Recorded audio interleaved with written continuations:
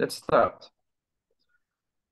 Thank you very much for joining us today for a very interesting conversation with Ms. Diana Negroponte. My name is Panos Georgiou, and I'm the Program Director for Global Europe, representing the Council for Global Cooperation. I'm also a political scientist. The Council for Global Cooperation is an international non-partisan forum aimed to tackle global issues through independent research, analysis, and open dialogue. The major projects we have undertaken focus on genocide, disaster studies, international history and foreign policy, Cold War and Third World studies. The main goal of this organization is to provide in-depth analysis, raise public awareness about pressing issues and the various crises of our era, and suggest peaceful and effective resolutions for ourselves and the future generations. So today we have the privilege to host Ms. Diana Negroponte, who according to her expertise and experience in politics of the United States and United Kingdom will give us this insightful interview about the current political scene in the UK and the challenges that the current Prime Minister Rishi Sunak has to overcome in order to face the huge economic and migration crisis and fix the global impact on UK. Before we start, I would like to ask Somava Basu, the founder, the president, and my friend of the Council for Global Cooperation, to introduce our distinguished guest. Somava. Thank you so much, Panos, and thank you so much, Ms. Negroponte, for joining us. It is a great privilege to have you. For our viewers, I would like to welcome and introduce Dr. Diana Negroponte. Diana Villiers Negroponte grew up in London and Brussels before marrying John Negroponte and immigrating to the US. A graduate of the London School of Economics, she worked with voluntary service overseas, British Peace Corps, International Voluntary Services, and was a kibbutznik in northern Israel.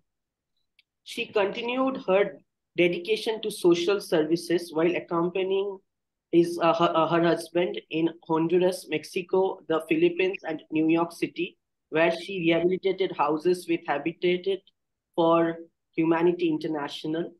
An American trained lawyer with a PhD from Georgetown University, she is an adjunct professor at Georgetown University School of Foreign Service, where she teaches international conflict management and conflict resolution.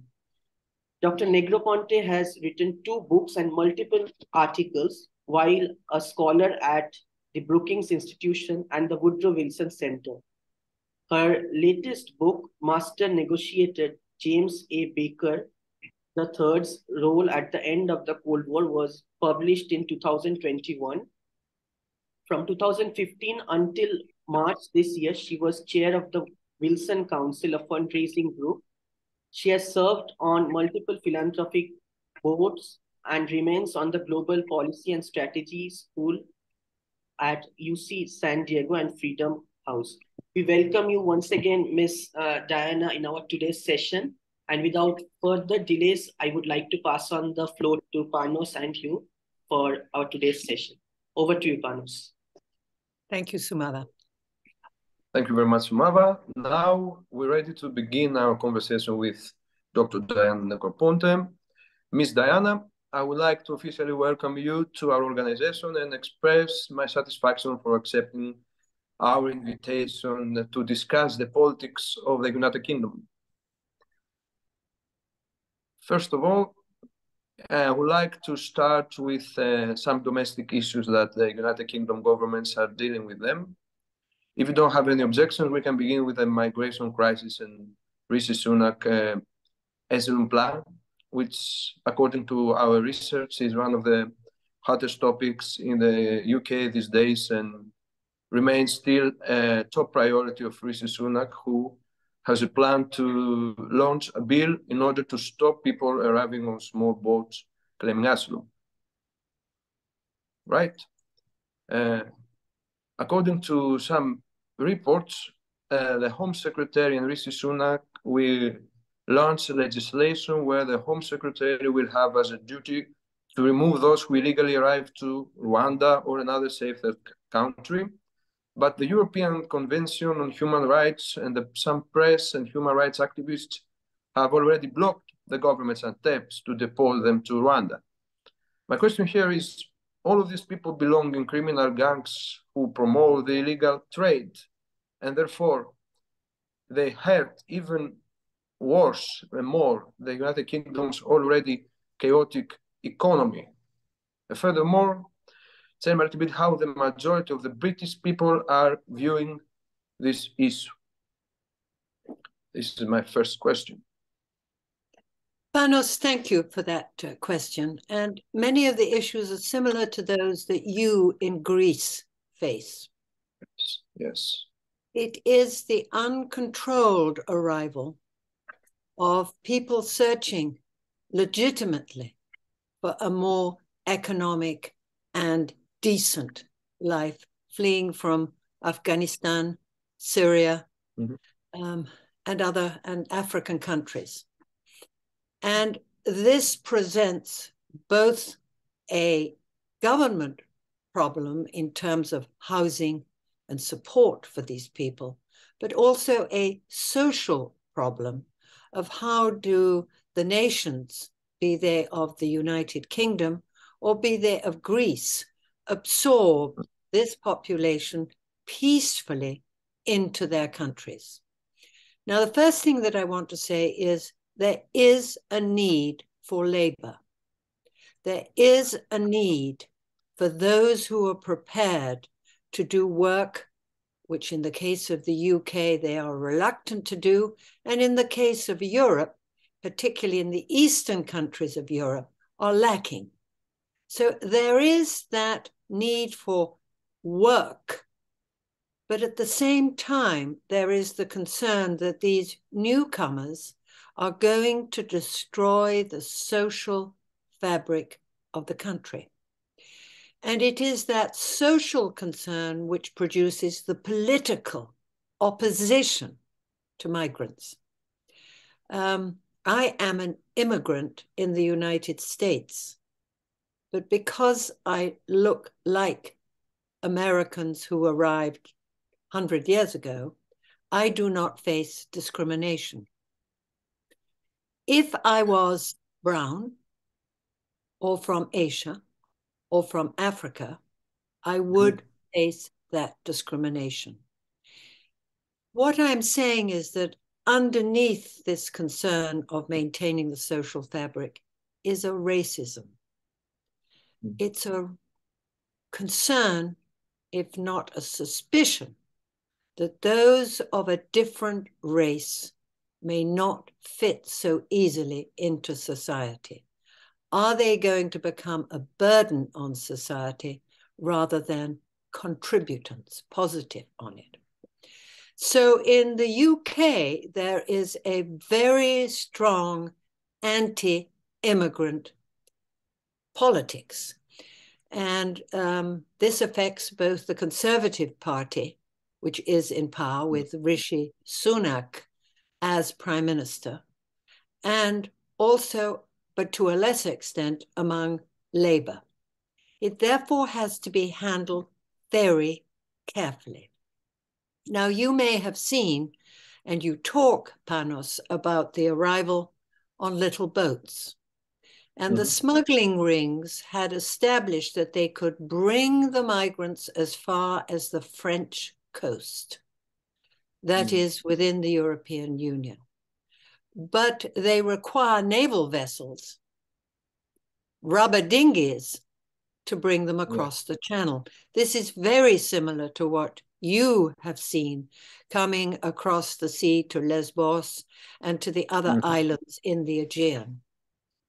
Yes, Many of those migrants have drowned in the process. And there is the humanitarian concern about this uncontrolled flow of people, elderly women and children, who drown in the waters trying to reach Greece or England.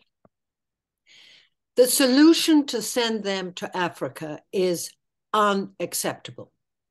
If you come from another country, to go as far away as Rwanda and then have to face that journey back again from that far makes it, in my opinion, inhumane. And I support the decision of the EU Human Rights, the court. But there still remains the problem of how do you limit uncontrolled migration? How do you ensure that young men are appropriately treated together with their young families? And this is a problem which the EU as a whole is facing, and the UK as well. Yeah, thank you very much. I also have experienced some, as you mentioned, in Greece 10 more years ago, and it didn't end so well for our political system, you know, with the rise of all these powers, the right wings and the other, you know, powers. But until now, the things in Greece look a little bit more alleviated. You know, the situation is better at the moment. But now let's follow up. This is a supplemental question because I read everywhere in the news that Rishi Sunak has been claiming all the time that he's ready for the fight in order to pass the asylum law. He also has mentioned that the United Kingdom should decide who comes into its land and not the criminal gangs. And if someone wants to come in the country, this needs to be done legally. And all we can agree on that. But however, the Labour Party said that government's plan is increasing the chaos. One question that quickly comes to my mind is why it is so debatable when the Prime Minister says that we want all of these people who are willing to come in the UK to come here legally. Why all this dialogue and the fight? The distinction is very clear. Controlled migration versus uncontrolled migration. Controlled migration means that you have to apply to immigrate. You have to go to an office of that government, be it an office of the European Union, be it an office of the United Kingdom, and to apply, stating your reasons of why you want to enter that country. That is acceptable. That we could designate as controlled migration, and the population could then absorb the newcomers in decent housing, good education, access to healthcare. But if the uncontrolled, now run by criminal gangs, continues, then the capacity to absorb these new incomers is very difficult. And therefore, a clear distinction has to be made together with deterrence. And we're now on this issue of how do you deter people from signing up with the smugglers and paying a lot of money to the smugglers for that journey from wherever it is to the industrial Western North. And this is they are criminal organizations. They are there for profit, and they are profiting on human beings. That is deplorable. So that is what efforts are to stop it.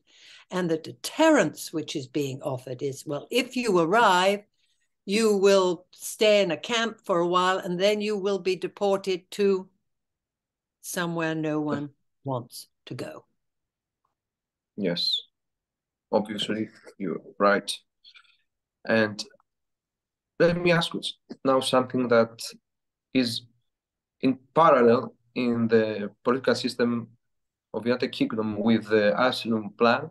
We had another topic about the Northern Ireland Protocol that on February 27th, Prime Minister Sunak and European Commission President Ursula von der Leyen announced a deal over it. So many people say that this is a Brexit's last gasp.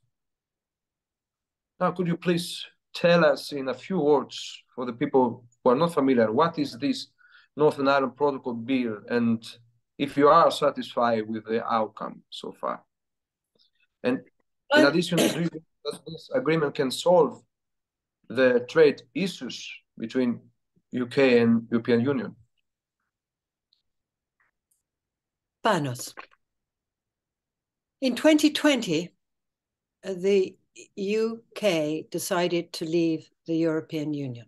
It was a very close referendum outcome. 52 said leave, 48% said stay. At that time, there was a problem for that part of the United Kingdom, which is Northern Ireland. Mm-hmm. Northern Ireland is occupied by Scotsmen dating back to the 15th century. For them, Northern Ireland is not only part of the United Kingdom, it is also their land. Protestant, white Scotsmen. A solution had to be found to how do these families in Northern Ireland leave the UK together with the leave the EU, leave Europe together with the UK, but also remain part of that island, the island of Ireland. I am having to emphasize these differences because it's only when you see them written down that you really can tell the difference. Yeah, all right. Northern Ireland is the northern third of the island of Ireland, otherwise known as Éire, E-I-R-E. Mm-hmm. For years, there have been intense conflict among the people of Northern Ireland, with those Scottish, Protestant, white families fighting the Catholic families. And I'm talking about deep, deep violence, such that a bus is moving between one small town and another small town. It is stopped at a blockade. Whoever is with balaclavas to protect their identity asks all the Catholics to get off the bus, gets on that bus and shoots the remainders. And it went the other way round. In other words, the troubles of 30 years were stopped by something called the Good Friday Agreement, which established the unity of the island, North and the Republic, with no borders in between, with the capacity to work on each side of the border, to trade on each side of the border, to sell your goods on each side of the border. That important agreement is now 25 years old. That agreement is challenged today. That agreement permits the northern part to be both part of the United Kingdom, which has left the Europeans, and the southern part of the island, which is part of the EU. So currently at the moment, the north is part of both. It can take advantage of the European Union regulations and the opportunities, maybe, of the United Kingdom. But those Scottish Protestant white men decided that this agreement, which was called a protocol, was a threat to them. And last May, those Northerners, white Protestants, known as the Democratic Unionist Party, or otherwise DUP, decided that they would not accept to be linked to the EU, but wanted to be firmly, firmly attached to England. So there is a historical basis for this fight. Rishi Sunak's predecessor found a way, they hoped, to resolve this fight. And that was to create something known as the protocol. And what the protocol meant, that you would start having customs duties, not on the old border between the north and south of the island, because the Good Friday Agreement said all those borders go. We now move goods and people freely. But instead, that border would be on the Irish Sea, that is the sea between England and Northern Ireland. And those northerners, those members of the DUP said, no, we'll not accept that because that separates us from the UK, the United Kingdom. Those members of the DUP failed to win a majority in last year's elections. And for the first time in their history, they came in second place to the Catholics. The Catholics, whose dream is the unification of the whole of the island, that is unification north and south, won. And for DUP, that ignominy, that sense of failure was so strong, they said, we will not complete the government. We will not go to the Parliament House. We will not participate in the government, which meant that governing Northern Ireland was back with London. London has been administering Northern Ireland since those elections of last year. This had to end. So the European Union President Ursula von der Leyen and Prime Minister Rishi Sunak reached an agreement 2 weeks ago, 3 weeks ago, which has been called the Windsor Framework because it was carried out in the town of Windsor. And under that agreement, there are going to be at the customs border a green line and a red line, similar to what we all face when we go through an airport and have to declare something or not declare something. So if my sausages made in the UK stay in Northern Ireland, they go through the green line, the no duty line. But if my semiconductor pieces are intended for southern part of the island, in other words, the Republic of the Air and the EU, then they go through the red line, the pay and get inspected. And this is something which the Europeans had to accept. And it's taken 2 years of really tough negotiations to get them to accept that the red line means you get inspected and the green line means you go in because those sausages will be consumed in the north. Also, any new laws which the European Union pass can now be reviewed by the Parliament in Northern Ireland, the local legislature in Northern Ireland. It applies to new laws introduced by Brussels, but not to old laws. So those DUP, those hardline Scotsmen, are still saying no, because the application of old European laws to them. And so they still refuse and reject the Windsor Framework because they say you are putting us underneath European law rather than West London law. The hope is that when elections take place in May, early May, the DUP will win and will become the majority again and will be the senior prime minister as opposed to the deputy prime minister.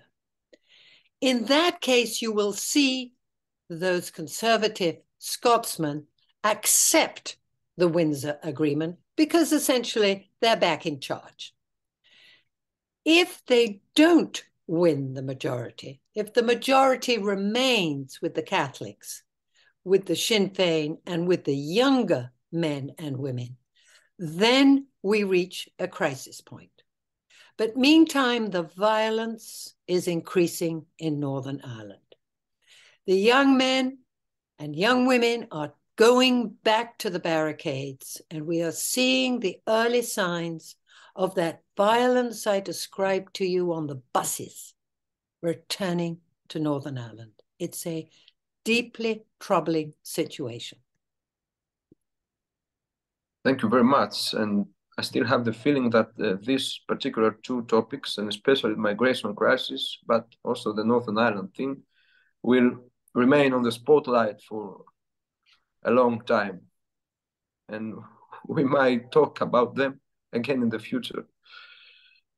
So before we go abroad and talk about the foreign policy of the United Kingdom, I would like to ask you about the economic situation of the United Kingdom at the moment.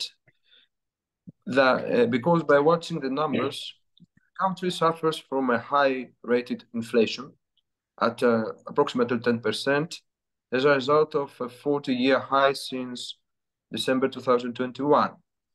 The debt is skyrocketed, but Bank of England officials claim that the economy is performing much better than feared at the turn of the years when the bank was forecasting and projected the longest recession in a century.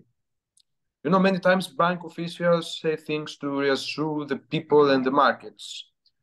And what's your opinion has caused this collapsing in UK's economy the most? I mean, it is the Brexit, of course, which according to the IMF, the National Monetary Fund, the global economy, since the implementation of Brexit, the global economy has reportedly upgraded, while the United Kingdom's economy has downgraded by 4%. How severe you think the impact of Brexit will be on UK's economy in the upcoming years? And to put all together, it's only the Brexit, or it's a combination between the Brexit, the COVID-19 pandemic, and the Russian invasion in Ukraine that have caused this bad, economic status on United Kingdoms? Panos, you raise it so well. You are right. It's that combination.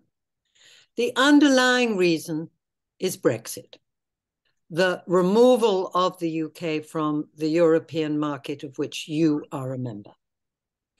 But it is compounded by COVID, and we are all in the West suffering the consequences of the post-pandemic when released from our homes and able to buy an airline ticket, stay at a hotel, go out to dinner, has created a burst of demand by citizens for services they lacked for 2 years. And you in the EU and the citizens of the United Kingdom are likewise suffering from that.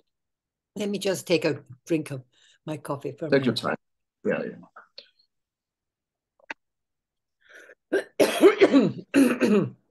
Thank you, and forgive me.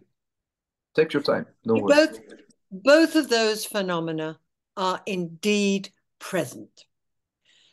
Inflation is also being caused, exacerbated, I would say, by the war in Ukraine and the energy crisis.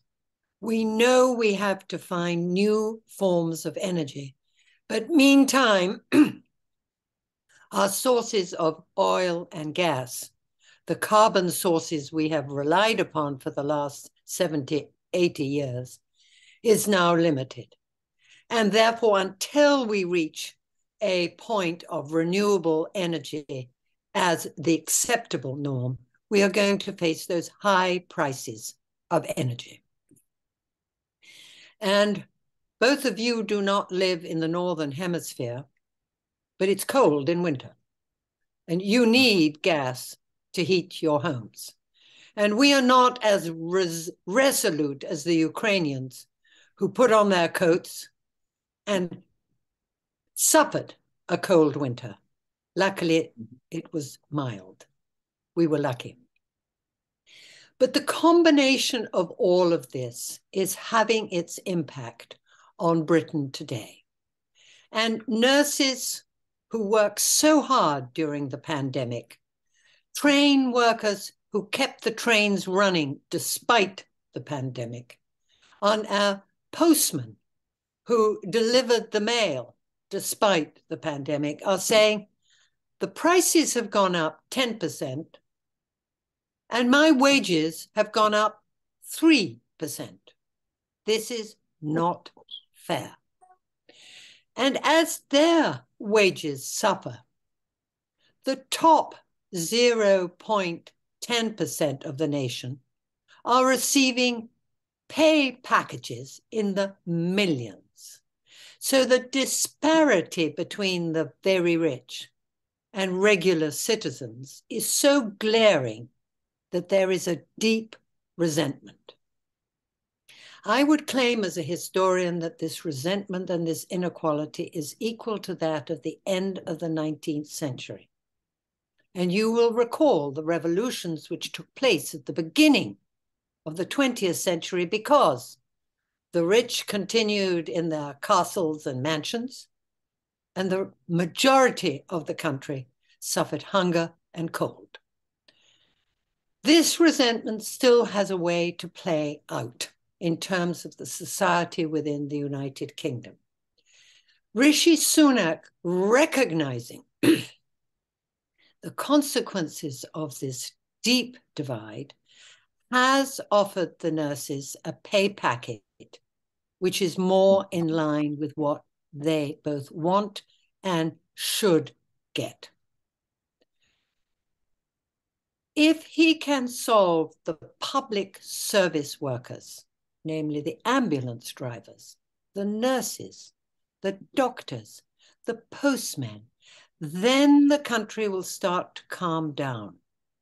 But for the moment, knowing that my bread and chicken cost 10% more at the grocery store means I need more in my budget to buy them. It's a very simple domestic budgetary issue. I believe that Sunak has the common sense and the pragmatism to solve this problem. He also has shown the pragmatism to resolve that Northern Ireland problem I talked about. And I believe that there is a good chance that his pragmatism can take the United Kingdom out of the dire situation it is in today. Very good. All right. Thank you very much for your insightful analysis. Now let's move on to the last chapter of this interview, which includes the global impact of United Kingdom under Prime Minister Rishi Sunak, focuses on his foreign policy strategies. This is my favorite part, foreign policy. I have specialized in international relations.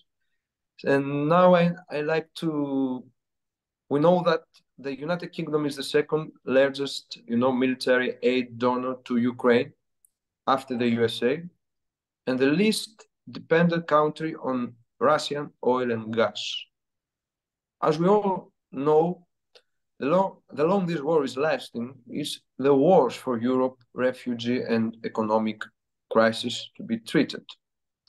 So what can Britain do in order to stop the extension and perpetuate the Russia versus Ukraine conflict, in your opinion? Britain, the United Kingdom, is determined that Russia will not win. The belief, not only by citizens, but also by the government, is that Vladimir Putin's ambitions are to regain the hegemony of the Soviet Union. And that were he to win in Ukraine, he would move towards the Baltics, Estonia, Lithuania, and he will also move into Moldova in the south. Therefore, he has to be stopped. And UK citizens have shown their willingness that in the midst of their own economic problems and in the midst of that inflationary pressures, they will support a government which is providing the largest support for the Ukraine war after the United States. It is the largest in Europe and second only to the USA globally. Mm-hmm. So this is an issue which unites the people of the United Kingdom, despite their differences, whether it be over Scottish independence or Northern Ireland or the protocol or all those other divisive issues. Ukraine is a uniting force. What's the outcome? What we have seen over the last 5 months is a war of attrition. Both sides shooting artillery rounds at each other, advancing a few feet, retreating a few feet, stuck. We have seen the Russian winter offensive, which got nowhere. But the spring offensive, which we anticipate to start sometime in April, will be the push with British and German and US tanks, more sophisticated artillery to push the Russians back. Now, we don't have a very long time because the domestic pressures in each of our country are growing to say, this is costing an awful lot of money. And don't we have domestic problems which should take priority? So, Mr. Zelensky, president of Ukraine, forgive me, I've got to clear my throat. Mr. Zelensky has been warned. We can support you until the winter of 2023. But after that, our support is going to be tougher, harder. Both the British and the Americans are going to face elections. And you, Ukrainians, in your war, have to use the military equipment that we have supplied to push the Russians back. So the Ukrainians are fully aware that there is a clock ticking and that this year is critical for them to push the Russians back to, and this is the question, is it back to the border of February 22 of last year? That is prior to the Russian invasion. Or is it back to the line of 2014, which is further east, and that would bring the Donetsk, the Donbass, and the Luhansk back into the full control of the Ukrainian government? Leave aside Crimea, that's a separate one. But the Europeans have been very clear. You have to, with our equipment, gain what you can, because when pressures in each of our country grow, we shall be forced to seek a negotiated outcome. Now, as a professor who teaches conflict resolution, I know the war can only end with a political outcome.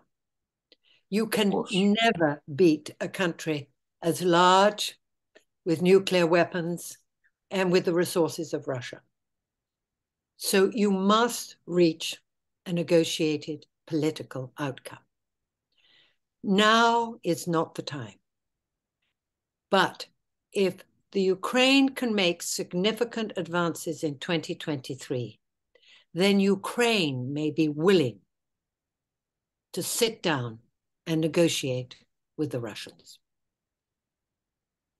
Yeah, with the significant advances, you mean that Ukraine needs to defeat Russians in the battlefield and force them back to where they've been before they did their invasion? Or you mean to drop them into the territories that they have already won? Well, that is going to be up to the Ukrainians, and it will depend on how successful they are this year. I mean, if they can succeed in pushing the Russians back to those borders of 2014, good for them. That's their negotiating position. If they succeed only in pushing them back to the February 22 line of last year, well, that's their position. But this is Ukrainian-led, this is their war, but heavily supported by the NATO alliance. Yes, and I believe that we need to do a more sophisticated strategy now in the Ukraine, because until now we've seen that the best they have done, I mean, the Ukraine and the alliance, and is to put the Russians into the big hugs of China until now. And we need to be considered this specific, circumstances in the international politics. But this is another topic that we will look at it maybe later. And now, when I mentioned China, let's move on to the Indo-Pacific area. And I have read many articles that you personally have focused on this geographic area and United Kingdom's, interest in these particular territories. So I'd love to hear from you about your thoughts after UK has entered this, security pact alliance with the USA and Australia. This is something that could also alleviate UK's economy, in your opinion, which is backsliding from the category of developed into the emerging economies. What do you think? I know your questions are all wonderful and are worth an hour long each, but let's be brief on the Indo-Pacific shift. If Britain decided to leave the European Union, Britain's dream was to return to the days of global Britain. Now, that was the 19th century. But there is that dream among the British people that Britain can have that influence throughout the world. And so there has been a great effort to resume trade ties with the rest of the world. The principal trading agreement that Britain wants to join is the Comprehensive Trans-Pacific Partnership Agreement. That's quite a mouthful. And it's known as the CPTPP. I'm sure there's a tune we could come up for, CPTPP. That's a long shot, because after all, Britain is on the eastern side of the Atlantic, as opposed to having any geographic touch with the Trans-Pacific. But if Britain is to be global, Britain needs to establish a role, however great, in the Pacific. And we look to the Pacific as both a source of raw materials, a source of cheap labor, and a market. So Britain is working hard on getting access, membership, even if it's an associated membership in the CPTPP. The Japanese are willing to help the British so long as Japanese automobile manufacturers in the UK can continue to benefit from European Union preferences. So there is a transaction there. You enable our Japanese car makers, Toyota, Honda, to sell within the European Union, and we shall be on your side in persuading your membership of the CPTPP. That would be a great kudos for Rishi Sunak. His predecessors failed. Rishi Sunak and his pragmatism may well succeed, but it's a tough battle. So that does it on the trade. They also took the European Union agreements with New Zealand, Singapore, and sought, this is they being Rishi Sunak's predecessors, sought to upgrade them so that they would be a little bit better for the UK, a little bit more advantageous for the UK than they had been for the European Union. But now we must move to defense. Britain has an advanced navy. Britain has a highly technological naval capacity. That is something which can bring added weight to the Americans and the Australians. Therefore, their agreement to join the Australian US agreement on the production of submarines and the construction of those submarines in the port town of Barrow. That brings jobs to the UK. That is a big advantage. It is American money and UK technology. So that is the big advantage of AUKUS, AUKUS. There is great support for this, but there are downsides. First of all, the Brits pushed out the French because the French were going to build those submarines, but the French kept on revising the contract and delaying the contract, and the Australians said, we've had enough. We'll go with the Brits.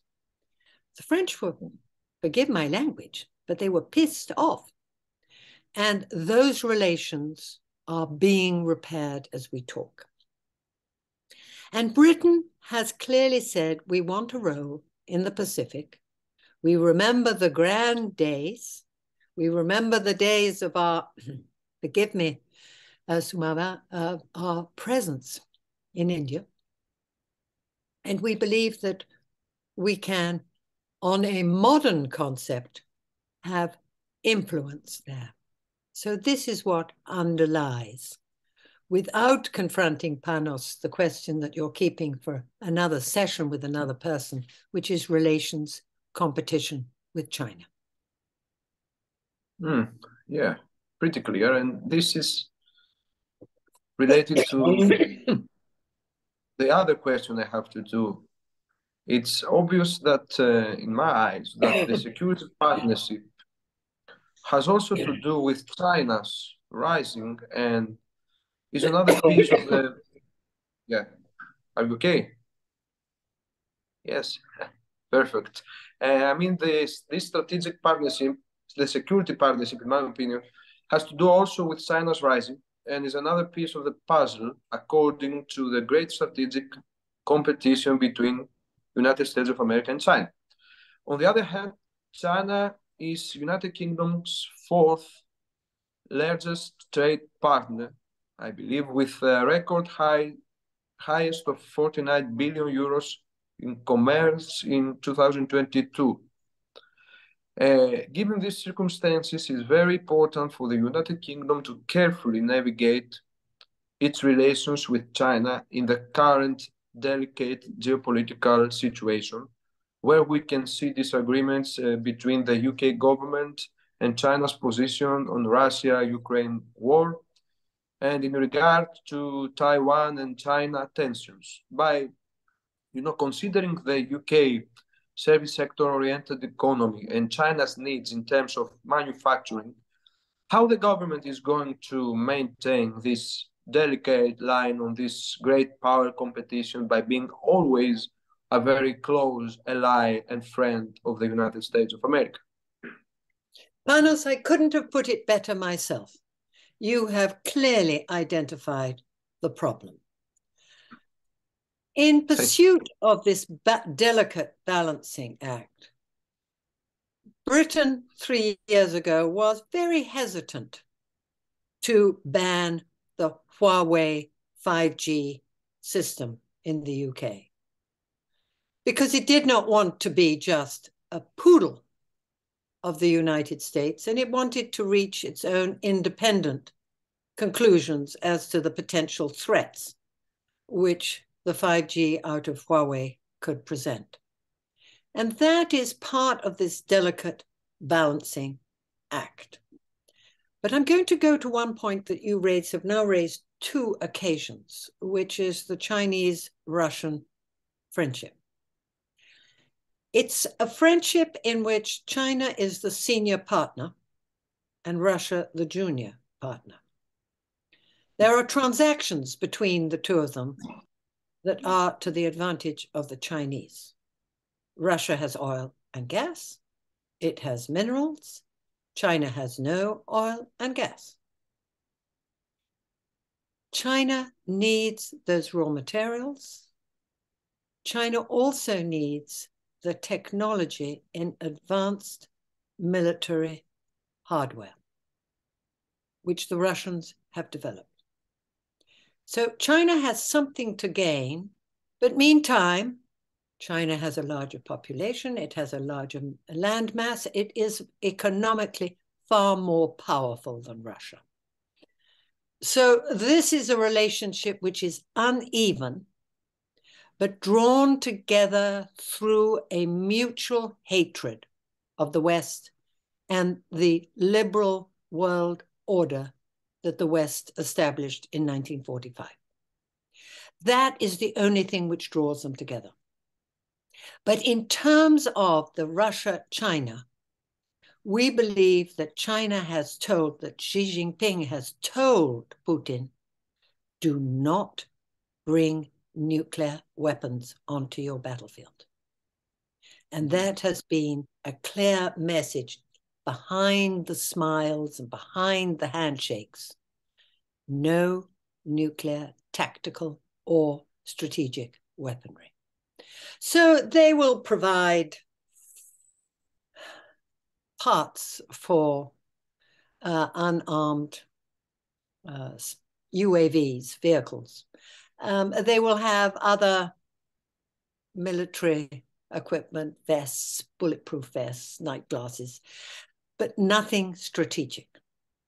So long as they can act as a restraining influence on Vladimir Putin, we welcome their presence.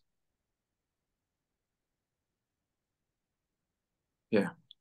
Okay. So now I believe it's time to come from China, East Asia, Indo-Pacific area, where the game will be played on and on for years to come, and come back to Europe in order to tell you one final thought of mine that I want your opinion, including a rhetoric question. We all know that Brexit has badly affected the relations between United Kingdom and Europe. The trade relations, many Europeans left the island. The British economy is very poor in a general, very complicated period of time for everyone. But Europe has, excuse me, cameras. But, Prime Minister Rishi Sunak is trying to reclaim border security, redirect investments to local targets, and to proliferate the trade deals.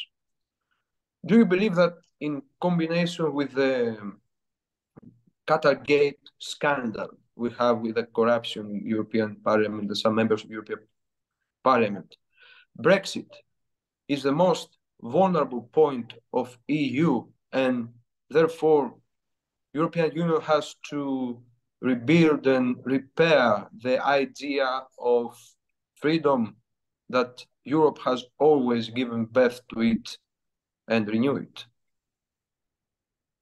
Manos, that is a difficult question, and I really would like to listen more to you, because this is a question of how Europe hangs together after losing a powerful member of the team. What I have seen, and you will correct me, is that European has actually solidified in the last year. It has come closer together. That the disputes that we've had over Polish judicial systems, over the Hungarian president, have really faded into the background as together we confront Russia. So between Britain leaving, which was a wake-up call, and the Russian war, I think that Europe is actually stronger today than it had been. But there are those fissures, those fragments which can draw it apart. And that's the nature of creating such a large community, which I admire enormously. And I devoted my early years post college to working at the Berlaymont building in Brussels. My first job was working on the common agricultural policy. If you look at me, I was deep into beetroots, betterave, which was important to French farmers. But yes, the concept of a European Union is still relevant. In a world of great power competition, the Europe can hold its own.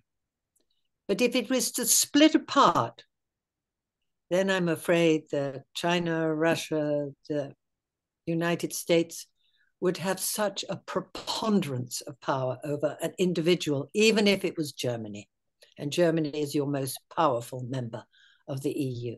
So Europe has to stick together. And the European leaders know they have to stick together. The question for you is, should you move to a European defense system? Yes. Macron, the president of France, has launched that idea. Jean Monnet and Schuman raised it as a possibility back in the 1950s. And there still lurks this need. Why should we be dependent on the Americans? Should we not have our own interoperable defense system, such that if the Americans were to elect once again a Trump-like figure, we would not be dependent upon them? So Europe is facing at this time a question which I believe is fundamental.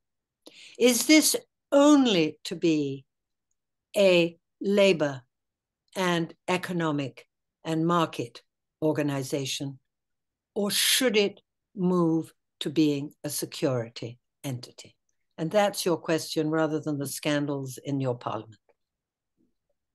Yes, very good. You know, if you want my opinion, I believe that Europe has to create its own defense policy independently from the United States, but with the inspiration of how the United States has structured its own national security and defense policy.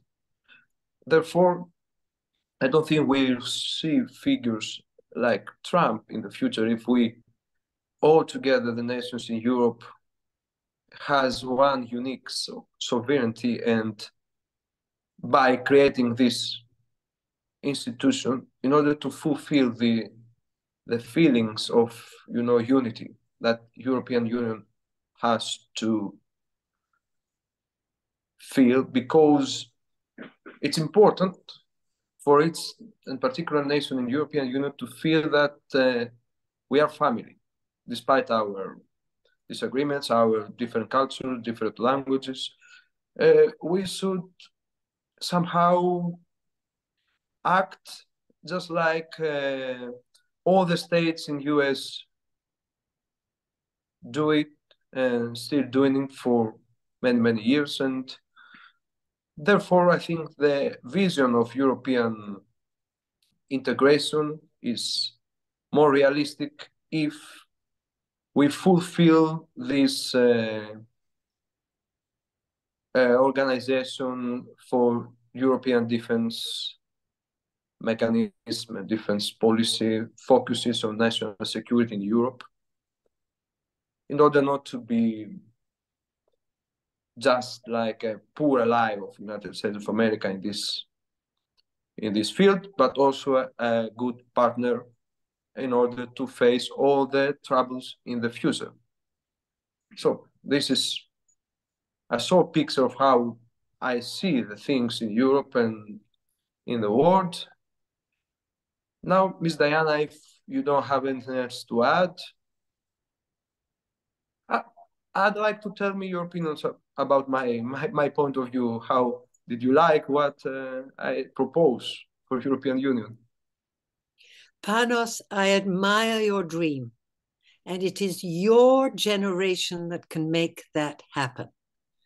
Previous generations have tried and have succeeded more or less. But if your generation can achieve a united Europe, you'll have me as a leader of your fan club. Thank you. Thank you. So, Ms. Diana, thanks very much for taking the time. We're looking forward to seeing and talking to you again in the future. Thank you very much, Sumada and Panos and Ardash, who I was never able to see or hear, but whose name I see on the records. Thank you very much, Ardash. How good to see you. Thank you, gentlemen. Nice to meet you.